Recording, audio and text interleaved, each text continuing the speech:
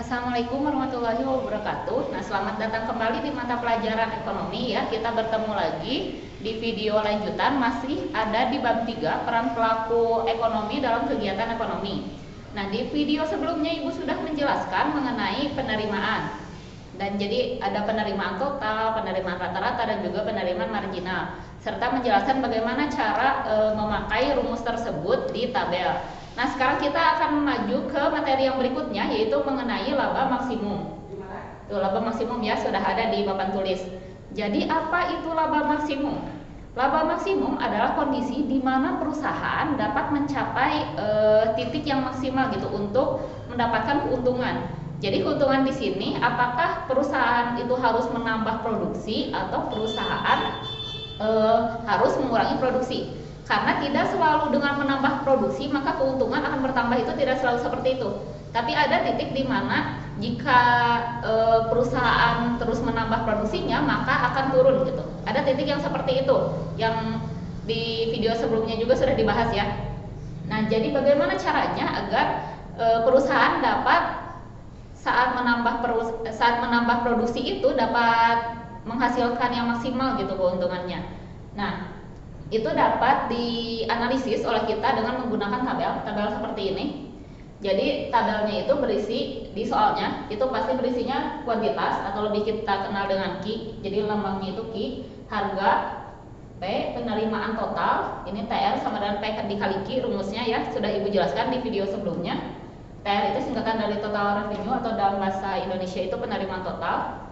Yang berikutnya ada biaya total, TC sama dengan FC ditambah VC. Jadi datanya itu hanya 4 kolom, yaitu kuantitas, harga, penerimaan total, dan biaya total. Sedangkan untuk yang berikutnya itu dihitung sendiri seperti yang ini ya, TR dikurangi TC, biaya total, penerimaan marginal, dan biaya marginal. Itu dihitung sendiri. Dan juga seperti yang sudah Ibu katakan di video sebelumnya, kalian harus menghafal sendiri rumusnya. Kalau ini kan sudah Ibu tulis ya rumusnya, yang rumus ATC, average total cost, MR, marginal revenue, sama MC, marginal cost. Itu tinggal dihafalkan saja, jadi biar bisa mengerjakannya tabelnya seperti apa. Nah, kita analisis dulu yang pertama, yaitu kuantitas Q. Jadi di sini kan seperti biasa pasti kuantitas disimpan di awal ya, kuantitas, harga. Terus yang berikutnya penerimaan total. Cara mengerjakan penerimaan total sudah ada rumusnya di bawah, yaitu TR sama dengan P dikali Q. Berarti price dikali quantity. Tinggal dikalikan saja, price-nya kan 21, kuantitasnya 1, berarti 21 dikali 1, 21. Terus 20 dikali 2, 40, 19 dikali 3, 57, dan seterusnya. Jadi tinggal dikalikan saja. Sedangkan untuk biaya total atau total cost itu kan rumusnya adalah FC ditambah VC. FC itu adalah fixed cost ditambah variable cost. Jadi nanti bisa aja Ibu menyertakannya di sini biaya tetap, biaya variabel gitu. Jadi kolomnya itu bertambah, kolom datanya kuantitas, harga, biaya tetap, biaya variabel, baru sisanya bisa kalian hitung sendiri gitu. Tapi untuk saat ini sudah dihitungkan ya, jadi udah ada data total cost-nya. Jadi ini sudah perhitungan dari biaya tetap dan ditambah biaya variabel, yaitu 25, 36, dan seterusnya. Jadi kalau kalian menemukan kolom biaya tetap, cara mengerjakannya itu yaitu biaya tetap ditambah biaya variabel. Jadi udah pasti ada kolom biaya variabelnya juga, kayak gitu ya. Nah, untuk yang berikutnya di sini sudah ada rumusnya, di atasnya tinggal TR dikurangi TC. TR itu masih ingat kan bahwa TR itu adalah total revenue atau dalam bahasa Indonesia adalah penerimaan total. Dikurangi TC. TC itu total cost atau biaya total. Jadi tinggal dikurangi saja, di sini kan sudah ada penerimaan totalnya. 21 dikurang 25 berarti minus 4. 40 dikurang 36 berarti 4, 57 dikurang 44 berarti 13, dan seterusnya. Itu untuk TR dikurangi TC-nya, agar kita tahu perbandingannya gitu. Jadi kalau kita memproduksi satu, apakah akan ada untungnya atau penghasilan? Seperti yang sudah kita tahu bahwa TR itu kan penerimaan total. Jadi penerimaan totalnya itu angkanya harus lebih besar dari biayanya. Jadi kalau kalian memproduksi tapi hasilnya minus, ini kan kalau kita memproduksi satu, penerimaannya itu hanya 21, sedangkan biaya yang kita keluarkan itu 25, berarti kan minus 4, berarti rugi. Seperti itu cara bacanya. Jadi kalau kalian memproduksi satu barang itu rugi. Kenapa? Karena prinsip dari produksi itu semakin kasarnya gitu ya, semakin banyak produksi maka semakin murah biaya produksinya, jadi keuntungan yang didapatkan juga bisa semakin tinggi. Jadi kalau kalian produksi hanya satu, maka malah rugi bukan untung. Terus bagaimana kalau kita produksinya dua? Berarti ya tinggal dikurangi saja, 40 dikurangi 36, ada keuntungannya, tapi keuntungannya masih kecil, yaitu 4. Kalau produksi 3 berapa sih keuntungannya? Berarti keuntungannya adalah 57 dikurangi 44, yaitu 13. Naik terus tuh. Jadi semakin banyak produksi, maka akan semakin tinggi keuntungannya. Tapi gimana kalau produksinya itu banyak banget? Apakah tetap akan untung? Jawabannya enggak. Tapi rugi tuh. Kenapa bisa rugi? Jadi seperti yang sudah Ibu katakan bahwa kita harus menentukan laba maksimum. Kalau kita terus-terusan produksi, maka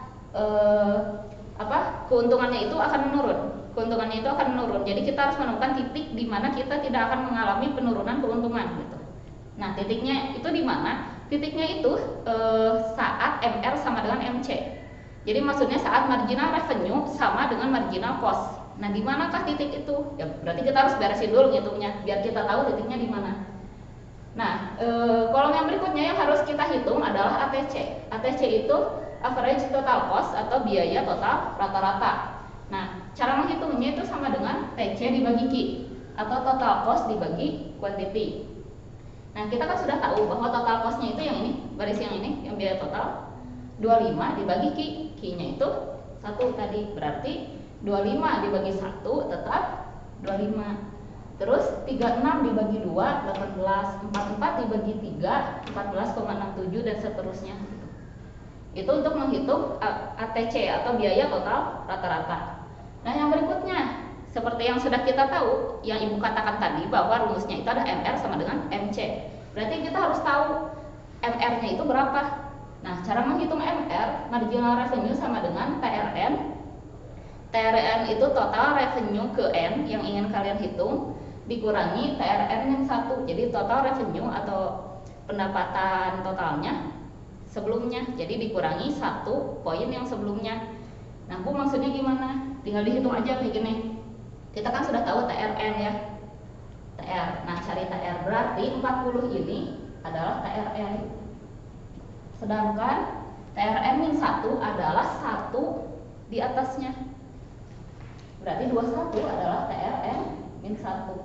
40 dikurang 21 itu hasilnya 19. Terus yang berikutnya 57 dikurang 40 hasilnya 17 dan seterusnya gitu.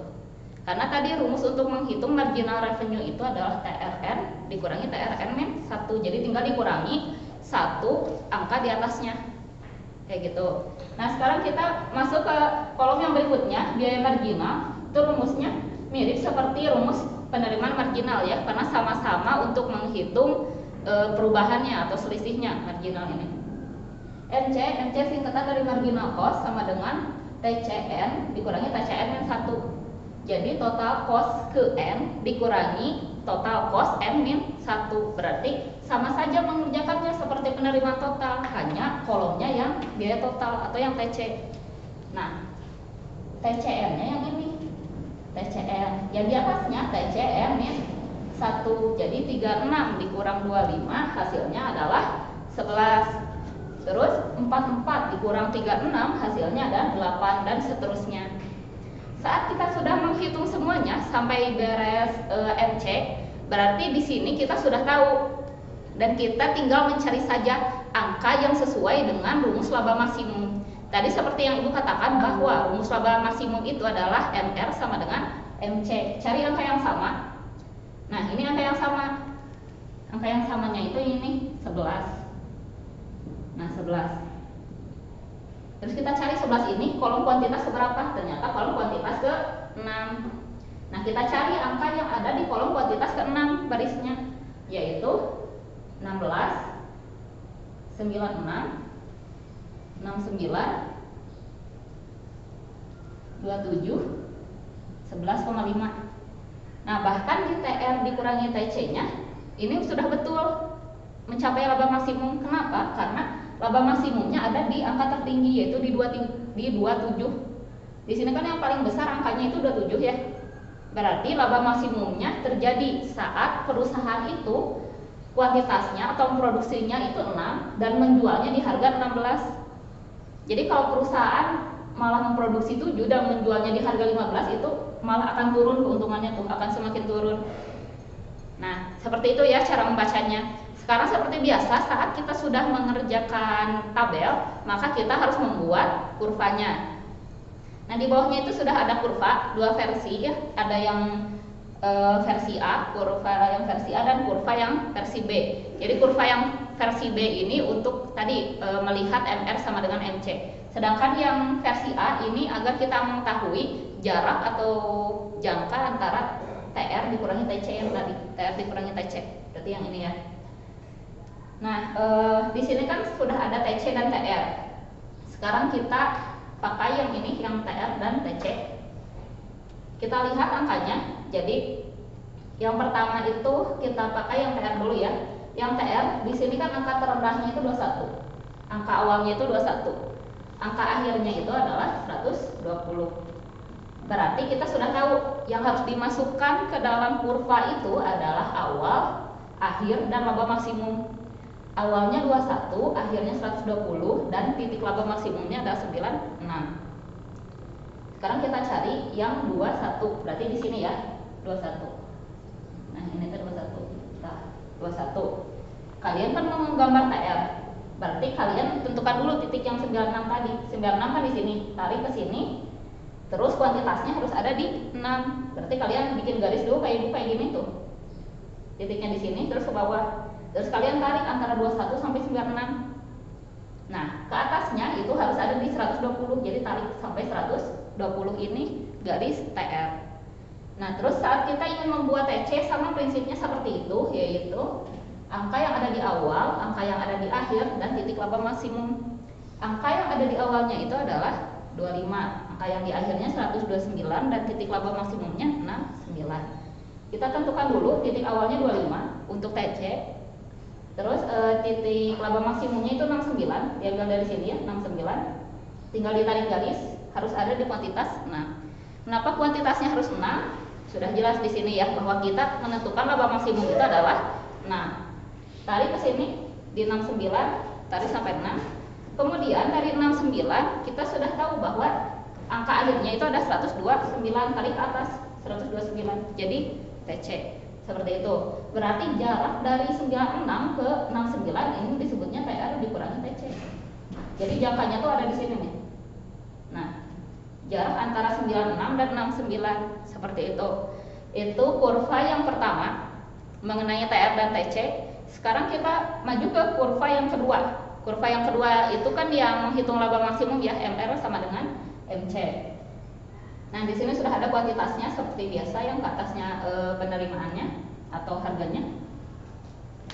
Nah, di sini kan kita sudah tahu bahwa MR sama dengan MC-nya itu sama-sama 11 dan ada di kuantitas 6. Kita simpan titik dulu di yang 11. Nah, 11 ini tarik ke sini ke 6. Nah, 11 saja sampai sini. Nah, ini dia titiknya yang 11. Sekarang kita buat garis yang MR dulu. Karena di sini MR dulu ya. MR itu dari 0 sampai 3. Awalnya itu 0 sampai 3. Karena di sininya 0, kita pakai yang 19 aja ya. 19 sampai 3.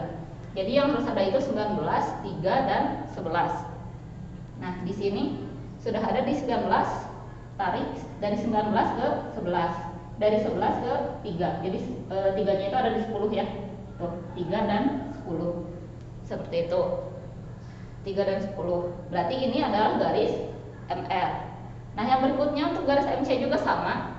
Jadi ada di titik 11 dan juga 18. Jadi 11, 18 dan 11 lagi titiknya. Berarti kita mulai dari 11. 11 tarik ke 11, kemudian tarik ke 18. Itu yang disebut dengan MC. Maka titik ini saat keduanya bertemu, MR sama dengan MC, Q-nya sama dengan 6, berarti ini adalah laba maksimum titik yang ini. Yang 11 tadi, yang 11 dan 6 gitu. Nah, segitu aja materinya. Itu cara untuk mengetahui atau menganalisis laba maksimum dalam bentuk tabel dan juga dalam bentuk kurva. Nah, jika kalian ada yang ingin ditanyakan seperti biasa, silahkan tuliskan saja pertanyaan kalian di kolom komentar postingan ini di Classroom. Dan juga terima kasih yang sudah menonton video ini sampai akhir. Sampai jumpa lagi di video yang berikutnya. Wassalamualaikum warahmatullahi wabarakatuh.